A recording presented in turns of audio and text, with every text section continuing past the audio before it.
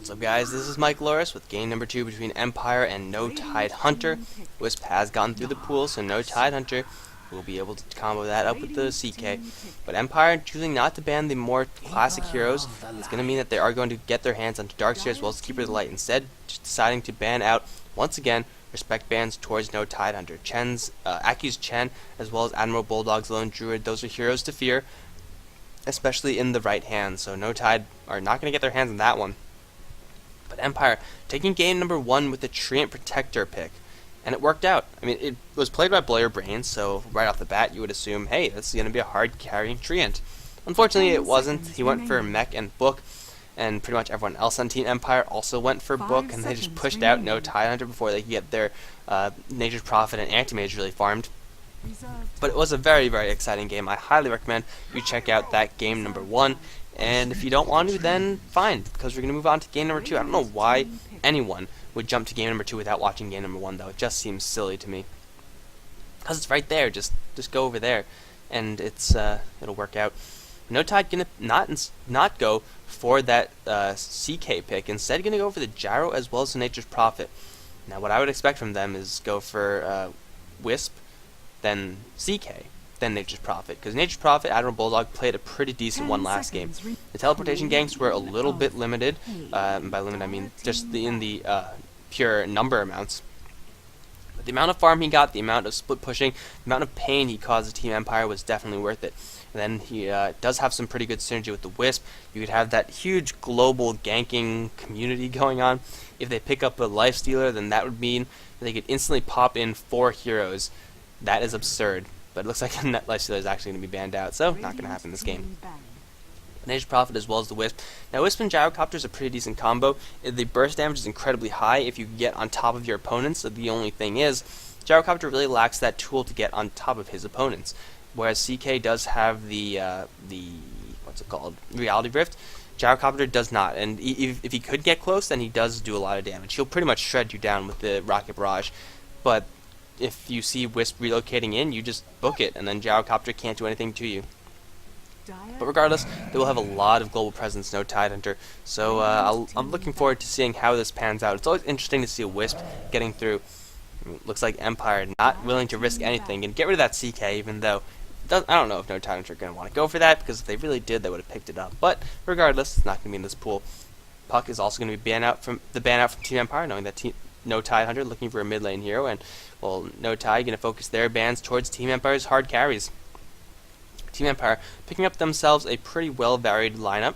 Queen of Pain going to head towards the mid lane most likely, although Vigas taking the safe lane last time with an aggressive tri lane, or taking a tri lane Queen of Pain. Actually, that's how it eventually panned out, and then a solo lane tree. I don't know if Team Empire are going to want to run that again versus the Wisp. It's going to be a little bit different. Shadow Demon ban will be the final one. Empire looking for one more support because their hard lane hero is pretty much assigned in the Darkseer. He's going to jungle if he needs to, then just go towards that hard lane, and then send Ion Shells up and down that lane. Queen of Pain can definitely head towards mid, and then Keeper of the Light as well as another support hero. Could be the Enchantress, which was banned out last time. Oh no, wait, that's the wrong team. It could still be an Enchantress. Don't get me wrong. I guess go back and do that. Oh, No Tide. I've seen this from them before, and it didn't work. I don't think. But I like the idea. I think the idea was there. Execution wasn't. So it's going to be a Ricky pick from No Tide. Now, Backstab is that way of getting that guaranteed tether stun from the Wisp. That's a pretty good tool. And Ricky, this game is going to be really, really good, because his Smokescreen, a ridiculous spell. I think I said it in the previous No Tidehunter game I casted. Smokescreen is, I believe, one of the most broken non-ultimate spells in the game. Huge AoE silence, huge AoE slow, huge AoE mischance, all rolled into one convenient package. And against the Queen of Pain, Keeper of the Light, as well as Darkseer, who the Queen of Pain and the Darkseer rely on their escape spells to get them out of harm's way, not really going to be an opportunity to cast those spells when you are silenced. And Keeper of the Light is, of course, just a fragile old man. Ricky Maru could stab him 50 times in the back before the Keeper of the Light even has a chance to clutch his heart and realize he's had a stroke because he's too old. So Ricky will have pretty much a free field day on this one. No Tide with a Gyrocopter might be playing as a support hero, in which case I would like to pick up a hero for S4 to handle in the mid lane versus Queen of Pain. Whichever hero he picks up, good luck. It could be a little bit more of a global hero like a Tinker, which would be very interesting to see actually. If they go Tinker, Nature's Prophet, Wisp as well, that would be pretty sick. That would be sick. I don't know if it'll win them the game. Team Empire do have a lot of mobility associated with them, pretty much everyone except for Keeper of the Light. So they could dodge those global ganks, but still, just the fact that it's an option for No Tide is exciting for me. And this is like the 5th game or something that I've casted in a row, so I am kind of spacey-eyed, kind of glazed over, you know, like that feeling you get when you're staring at the screen too long. So I think this is going to be it. If this game does go to a game number 3, I don't think I'll be able to cast it today. I'll wait till tomorrow to cast that, but you gotta blast out those games. Gotta blast out those games. So yeah, I'd just like to take this time to thank everyone for watching. Thanks to everyone for the kind of comments that you do give me, and all of the constructive ones as well. Really makes me feel good about what I'm doing. No Tidehunter. Gonna go balls to the wall aggression with the Night Stalker pickup. That's your hero for S4 versus Queen of Pain. In the lane stage, it won't be that fun for Night Stalker, just being a melee hero. However, Night Stalker is pretty tanky, has some decent armor if I remember correctly. And No Tide is going to be very, very aggressive. This first night hits, and they're going to be all up in Team Empire's faces. Now, Team Empire do have a pretty solid defensive lineup. They have the Surge, they have the Blinks, they have Keeper of the Light, as well as Undying. Very difficult heroes to kill. And Team Empire is really lacking their final carry hero. Who's it going to be? It could be really anyone. If they go for a Lancer or something like that, they would like an escape, I suppose. They could go for an Anti-Mage, although I think that's a mistake. Leshrac is the pickup. Instantly, Blow Your Brain takes that hero, so Empire are going to go full on into the early mid-game. Really having a lot of faith in Vigos as well as Blow Your Brain to get the early game damage.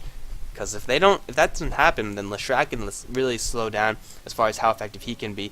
Vigos, unless he builds damage, isn't going to scale very well either, especially when he's up against the huge amount of silence from No Tidehunter. This is incredibly risky from Team Empire, because Loda has silence, S4 has silence, there's stuns, there's everything that you could want to deal with these primary spell-casting carries. So best of luck to them. I hope it does work out. Hey, looks like the VOD, thing actually changed. Last time it didn't. Last time this area was still regular. I thought that was kind of weird. So, we are in game number 2, and let's see who's going to be playing what. No surprises here. Admiral Bulldog is on the Nature's Prophet. Aki is on the support Gyrocopter. S4 on that Night Stalker. He's going to be heading mid lane after getting pooled Summer Generation, perhaps. Wisp as well as the Ricky being played by EGM as well as Loda. On the Empire side, we see Oppa, also known as Vigos, on the Queen of Pain, Go Black on the Undying, Silent, also supporting as the Keeper of the Light, Blow Your Brain, playing a primary farmer, Leshrac. Haven't seen this from him in quite a while. When Leshrac was played a whole lot more, then Blow Your Brain was the one to play this onto, I think it was still Team Empire back then, but you would see this guy play Leshrac in this fashion quite often. Not so much anymore, just because Leshrac isn't picked as often, but still, we'll see if it works out for him. And that, of course, leaves Scandal going towards the bot lane as that Darkseer. He's going to have to deal with Nature's Prophet pulling or something, but going to start off from the lane from level 1. Expecting Admiral Bulldog to be here, and that is a lane that Scandal is going to be completely okay with sticking in. If it was an aggressive lane, EGM, Aki, as well as Loda, maybe he wouldn't be so comfortable. It looks like they're going to go Tri versus Tri. Now, this Tri lane from Empire, they do have a lot of damage, however, they are also incredibly vulnerable. Blow Your Brain has such low HP. The Keeper of the Light has even lower HP, and Undying, even though he is very tanky, he can't do anything to keep the heroes of No Tidehunter away from Blow Your Brain as well as from Silent. So Go Black is going to be a hero that No Tidehunter could just walk right by and get to the nice, chewy, nougaty center of Silent as well as Leshrac, because everyone knows that No Tidehunter loves to eat horses. Oh no, Empire, don't. Please don't.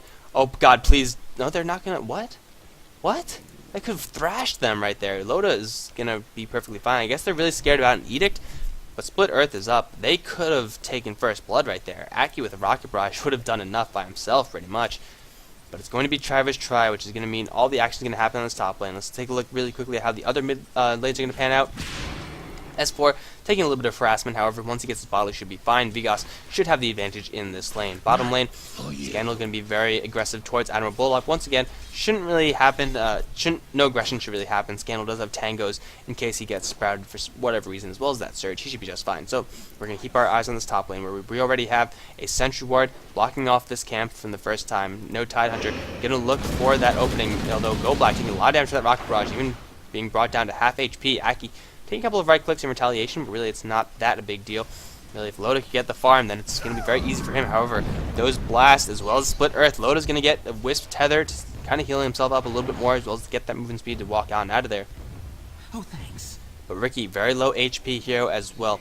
Is a lot more slippery than Leshrac, a lot more slippery than the Keeper of the Light. What Leshrac does have working for him is the fact that he's going to go for Lightning. Okay, he's going to go for full burst. They want to kill Loda. They want to kill Aki in one fell swoop. Looks like they're not really interested in getting these pushes going. Although they do have Keeper of the Light, who could demolish Creep Wave. Aki, though, going to find silence. And the tethers... Oh god, why is my water cup empty? Why do I always do this to myself?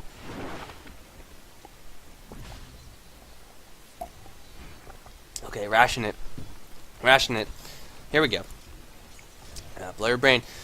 Gonna go for a point of lightning. I don't know if he's going to max that out. Usually you would skip it entirely or max it out entirely. You don't get like 1 or 2 points, since really it's not worth getting 1 point in. If you're going to get it, get all of it. But opting not for Diabolic Edict, they could push back No Tidehunter very aggressively. I guess they figure that if they get close enough to use that Diabolic Edict, they're going to be pretty much dead already. So you might as well nuke him out from long range, which could be what No Tidehunter are a little bit scared of. If they get close enough and they could start fighting, the Wisp stun will happen, Aki will happen with that Rocket Barrage, Loda will be able to right click, so I guess it kind of makes sense from Team Empire. Ooh, doing a good job to block off this pull.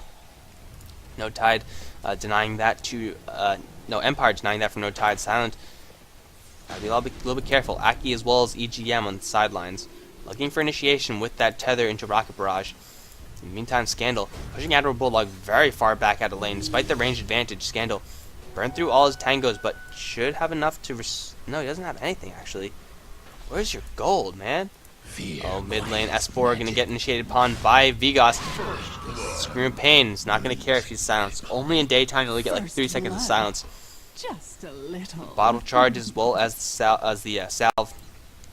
Going to bring Queen of Pain back up to full HP after claiming First Blood. So Empire going to start off this game pretty decently, but yeah, we'll see if they could hold on to that. Because Night Stalker, of course, right now is not its strongest. He's getting outlaned pretty handily by the Team Empire side. But it's really during the first night that it will equalize everything. Even if you get shut down very early on as a Night Stalker, if you have a successful first night, then that could mean the death of you. Top lane, a little bit of initiation happening onto Aki, EGM taking a little bit of heat as well. That's going to mean that Loda's finding a little bit of time to farm. That is not Loda, this is Loda, there we go. Poor man's shield as well as boots, not the hugest amount of farm on him. In the meantime, S4 still getting harassed back. Not a fun lane for the Night Stalker to be in, although he can harass back somewhat against Vigas.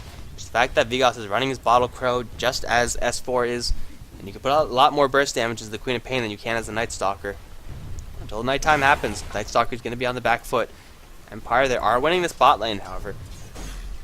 No Tide. Yeah, Empire winning the bot lane, as well as the mid lane. Top lane? I don't know about it. I don't know. No Tide with 13-0 on the Ricky, 21-5. Oh yes, Empire winning every single lane.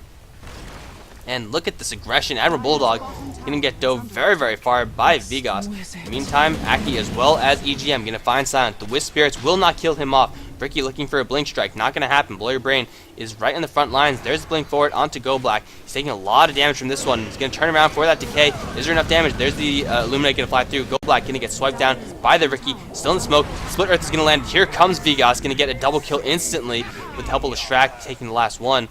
And No Tide on the back foot, 5-1 so early on in the game. S4 is going to make good of this of the absence of Queen of Pain. But still, Admiral Bulldog kind of suffering a little bit on this bottom lane. Trying to use his treants to make a wall to get a little bit more last hitting. That rotation coming in from Vigas as well as the beautiful Split Earth from Blow Your Brain. Going to give him 3 points in that Lightning Storm. So his burst damage is pretty darn high, and No Tidehunter only getting 1 in that entire exchange. Already, it's not looking too good for them. They do have some pretty good late game scaling, whereas Empire do not.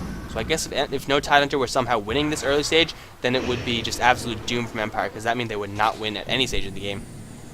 Oh, but here comes a huge wraparound gank. Aki does have only level 1 still. He's going to use that Rocket Barrage to good effect if he can catch it onto only Blurry Brain. Look at the damage onto Blurry Brain. Smoke Screen as well. Heal from the Undying, but Blurry Brain is stuck in the woods, stunning onto Loda, but it's not going to be enough. Lightning Storm going to fly, actually bring EGM as well as Aki very darn low. There's the Illuminate going to catch onto Loda still alive. He's going to fight to the death. Silence going to take another Blink Strike for another smoke as well. Loda going to take a double kill. Going to head for Gold Black as well. I don't think he can take this one out. Meantime, bot lane, Scandal has dove the Nature's Prophet. He did pick up that kill. S4 coming in, though, making sure he doesn't get away with that. Whoa, Loda. I'm sorry, guys. I cannot keep track of all these kills. Loda still playing games with Go Black. Look at the damage with the Orb of Venom. That's what that is. Go Black should get swiped down by the Ricky. Double kill onto him. 2-1-1. And no Tidehunter. Taking a couple kills onto Loda, most importantly. You can see this level 1 Gyrocopter, played by Aki, isn't doing all that much. He's taking so much damage from that almost maxed out Lightning Storm. There's going to be more blood on this top lane. Vigos now moving up here. He has enough burst damage to kill off Loda immediately, especially if Silent could bait Loda towards him or hit him with an Illuminate. That'll be even better. We'll make it a fly, not hit onto anyone, however. And now Vigos has revealed himself. Loda has permanent invisibility. Does the Empire side know where he is? Yes, they do. Stun. Is the stun going to land? Loda dodging that one. Here comes the Queen of Pain. Stun is going to slow her down, and the Silent as well. Loda is on the run. He should be just fine. Here comes S4. He wants blood. He wants Vigos, and he's going to get Vigos as well. Aki doing as much damage as he can to blow your brain. Won't be able to kill him off, but they will take off the Queen of Pain. Now S4 going to continue the chase with that Wisp Tether as well. S4 going to use a little bit amount of regeneration rune to kill off Silent as well. They're going to go for Go Black next. Go Black is going to drop as well. And S4, this is exactly what I was talking about. Even if you get outlaned a little bit, if your first nighttime is successful, you are going to be successful. Admiral Bulldog, in the meantime, getting harassed very far back by Scandal, who's dominating that bot lane. So Admiral Bulldog, kind of the weak link in No Time to Squad, at least for as far as this game goes in the laning phase. But the beauty of Nature's Prophet is that he can get a hand of Midas and he can recover. You can recover. And rotation from S4, even going to go toe-to-toe with Vigos. Oh god, this is going to be Vigos' death yet again. We'll have the blink soon, but will the... Oh no, the Void will be up, and... Oh, Jukes. S4 going to abandon chase. Darkseid, in the meantime, killing off Nature's Prophet yet again. Queen of Pain, using that Sonic Wave to kill off the Night Stalker. A little bit of over-aggression from S4. And 10-9, a huge kill game so far. Let's take a look at how the kills are distributed right now. We have 5 kills on Vigos. Not surprisingly, he is playing his signature Queen of Pain. And then, just small amounts of kills here and there. S4 is holding 4 of the No Tidehunter's kills, No Tidehunter team's kills. And Ricky is 3-1-3, so he has a very, very good score as well. Blur Brain, gotta watch out. You are still very, very vulnerable. Looking for the stun. He's going to miss, because Loda, with a quick Blink Strike dodge, that might not have been the death of Loda, but still he saved himself from a lot of hassle later on. And Loda does know exactly now where the sentry wards are. Look at these gold per minute charts. Green, red, green, red, green, red, green, red, green, red. It's like freaking Christmas up in here. You rarely see this, actually, where they're perfectly alternating. Aki is on the bottom, unfortunately, but oh, here we go. More action. Here comes an invisible Vigos, but here comes an S4 who gives no shit. It's going to stun Vigos going in and forcing out the tombstone. Easy, easy. Vigos could burst down EGM if he wanted to. No, he can't, actually. Doesn't have Sonic Wave. But they know that Vigos is around, because one of the Wisp Spirits did pop on the Queen of Pain. Aki has got to be a little bit of trouble, but he should be fine. 2 invisibility heroes stalking each other. Do they know about it? They probably don't. But S4 possibly playing bait on this mid lane. Radiant's middle tower is under Or attack. Aki. Oh, he's gonna go for it. You know he's gonna go for it. And it'll be such a surprise. Ah, damn it. Kind of wanted to see Dire's that. top tower is under Kind of attack. wanted to see that, guys. Empire, their trades aren't getting as good. They're definitely still ahead, I feel, just because of, yes, the golden experience still showing them ahead because of Scandal. But Scandal has been fights. Oh, no, silence can happen onto Queen of Pain once again. The devastating effect of this level 1 spell, so OP. And Vigos gets picked off yet again, giving another kill to Ricky.